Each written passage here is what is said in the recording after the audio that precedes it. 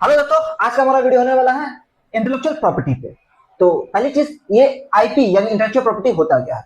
IP means एक ऐसा shield जो आपके आइडियाज, क्रिएटिविटी और इन्वेंशंस को प्रोटेक्ट करता है। सपोज कीजिए आप एक राइटर हैं, आपने एक पोयम लिखा या आपने एक स्क्रिप्ट लिखा या आप एक किताब लिख रहे हैं या आपने किताब लिख दिया है और वो किताब आपने पब्लिश करवाया एक पब्लिशर से और सेम वही किताब किसी और पब्लिशर ने पब्लिश करा लिया आपकी मर्जी के बिना, तो आपको कैसा फील होगा। यहीं पे आईपीआर का कॉपीराइट लॉ होता है। कोई भी इंसान किसी और के इंटेलेक्ट से लिखा किताब या कोई किसी भी तरह का राइटिंग, चाहे वो एक आर्टिकल हो या फिर एक पोयम हो, इस्तेमाल नहीं कर सकता बिना उसके परमिशन का।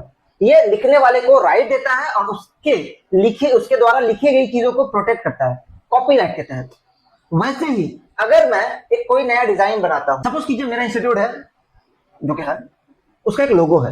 अगर कोई इंसान मेरी मर्जी के बिना मेरा लोगो इस्तेमाल करे तो वो मेरे राइट को इन्फ्रिंज करेगा, क्योंकि ये लोगो मैंने अपनी इंटेलेक्ट से बनाया है।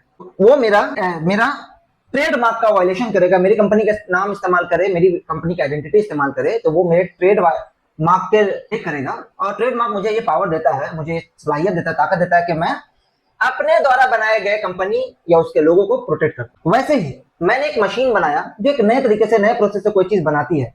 वो नया प्रोसेस है अगर, या कोई प्रोसेस में एडिशन है, मेजर एडिशन है, तो वो मेरा डिजाइन है और मेरे डिजाइन को पेटेंट के थ्रू मैं प्रोटेक्ट करवा सकता हूँ। और उसके बाद अगर कोई उस चीज को इस्तेमाल करे तो वो मेरे लीगल राइट, पेटेंट के राइट को वायलेट करेगा और मैं उसे रोक भी सकता हूँ और जुर्माना भी ले सकता हूँ उससे। ट्रेड सीक्रेट, सपोज कीजिए मैंने एक नया मसाला क्रिएट किया, जैसा कि कोका कोला का फॉर्मूला या फिर जैसा कि केएफसी का वो सीक्रेट मसाला, या आजकल यूट्यूब पे सारे लोग बाबूजी के सीक्रेट मसाले डालते हैं।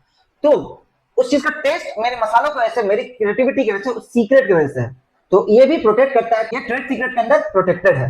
लेकिन ट्रेड सीक्रेट के साथ एक दिक्कत है कि आप उसको सीक्रेट खुद ही रख पाएंगे, आपने उसको कहीं पब्लिश नहीं किया है। तो अगर वो चोरी हो जाए तो आप प्रोटेक्शन नहीं ले सकते। लेकिन हाँ, कोई आपको मजबूर भी नहीं कर सकता कि आप उस ट्रेड सीक्रेट को शेयर करें। सबसे पहली चीज, मैं ये राइट कब क्लेम करूंगा? अगर मैंने ये राइट्स को प्रोटेक्ट करके रखा है तो ही मैं क्लेम कर पाऊंगा। इसके लिए 3P फॉर्मूला इस्तेमाल होता है: पेटेंट, पब्लिश, प्रॉस्पर।